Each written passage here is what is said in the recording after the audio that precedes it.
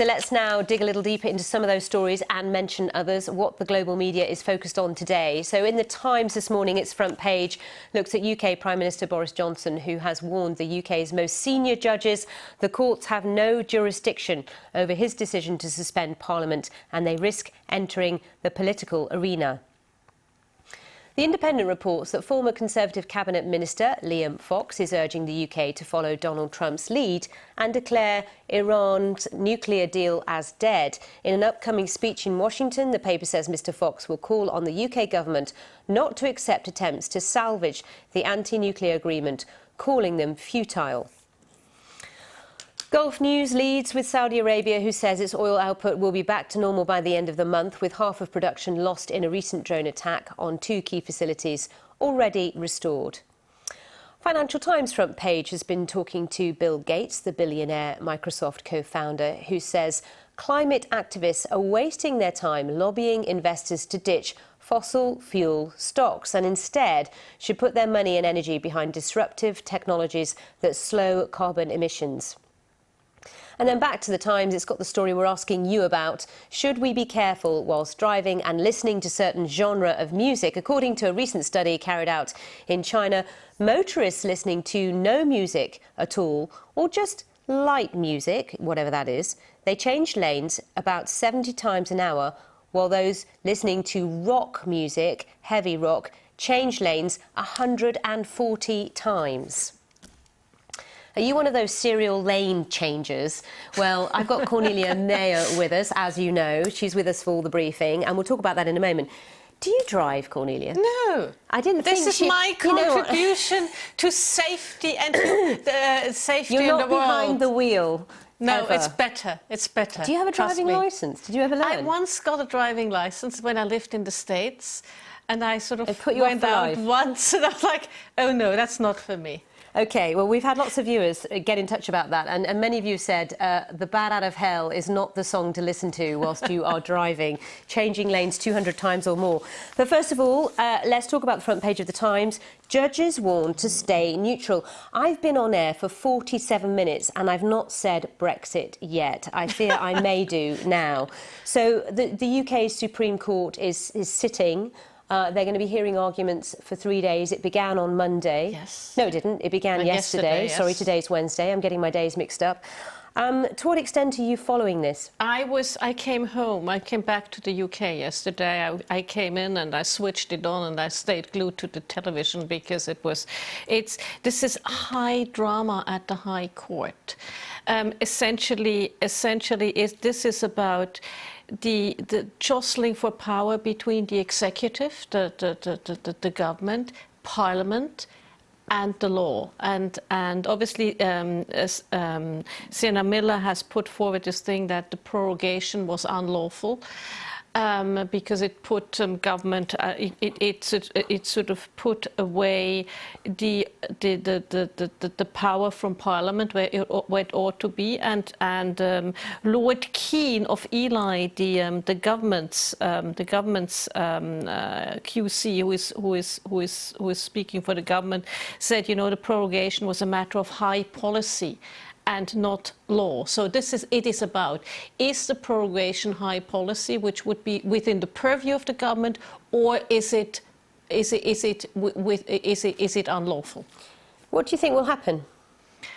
It's very hard to say. I mean, it's very hard to say. They both made their arguments. As you know, there was a High Court of Scotland, of England and Wales, which said yes, it was lawful, and then there was the High Court in Scotland, who said no, it was not lawful. So it's 50-50. But what you saw 11 judges sitting. Usually, they don't usually sit at this time of the year, and you don't have 11 judges sitting. And this is what this Times article is about. It's talking about Boris Johnson warning the country's most senior judges in the courts no jurisdiction over his decision to suspend Parliament, high policy and they risk entering the political arena.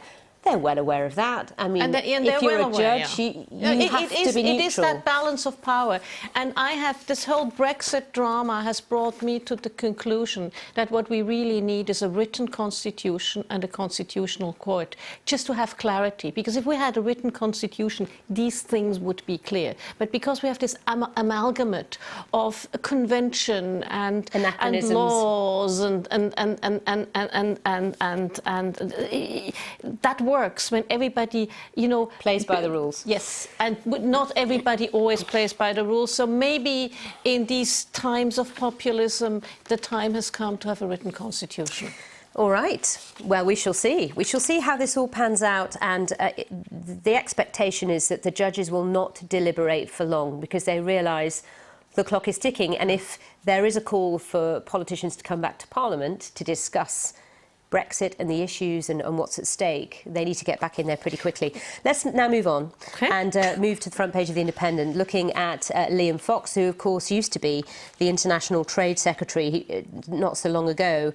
He's in Washington delivering a speech, and he's going to sort of say exactly what President Trump wants to hear, which is, excuse me, UK government, but the Iran nuclear deal is dead.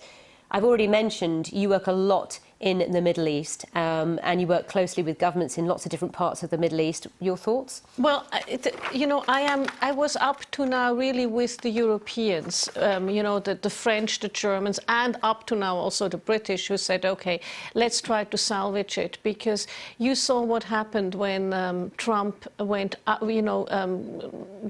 the nuclear deal. For 1 year, actually, Iran kept to the law, to the letter of the law on the nuclear deal.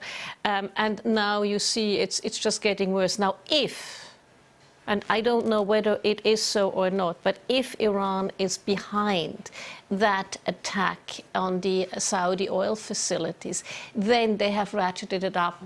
And, really what I would say is, please let cooler heads prevail, because the last thing we need is another conflict in the region. Yeah, absolutely. And just to be clear for those who aren't aware of this deal, this was the nuclear deal brokered by President Obama at the time, back in 2015, wasn't it? It was extremely historic. It lifted financial sanctions on Iran that had been in place for decades, and it was a big game changer at the time. It was a big game changer. It brought Japan back into the fold of acceptable nations, and it was, it was the P5+1. It was the permanent representatives in the United Nations Security Council plus Germany who brokered the deal, and the current president of Germany, Steinmeier, was actually very, very involved in getting it done. So just a quick word on this story in the Gulf News. Riyadh saying oil outputs to be restored by the end of the month.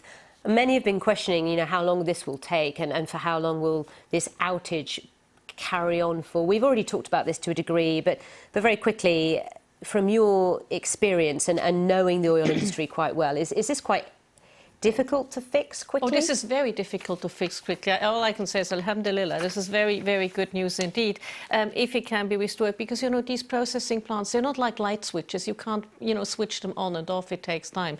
But you also have to see that Saudi Aramco is an extraordinarily competent company. I mean, with just competence at every level. So if anybody can fix it... And they've got a lot of money too. Yes, and if anybody it helps, but if anybody can fix it, they can fix it. And as they have an IPO that they want to launch, they need to prove that they can fix it. Yeah, a market flotation. And any thoughts on when that might happen? I mean, well, it's been mooted for such a long time. Well, it was supposed to happen some time ago, and it's now was scheduled to have the first installment in the Tadawul, the Saudi exchange, on this end of this year. It may go out, because what happened here will clearly influence the valuation of the company.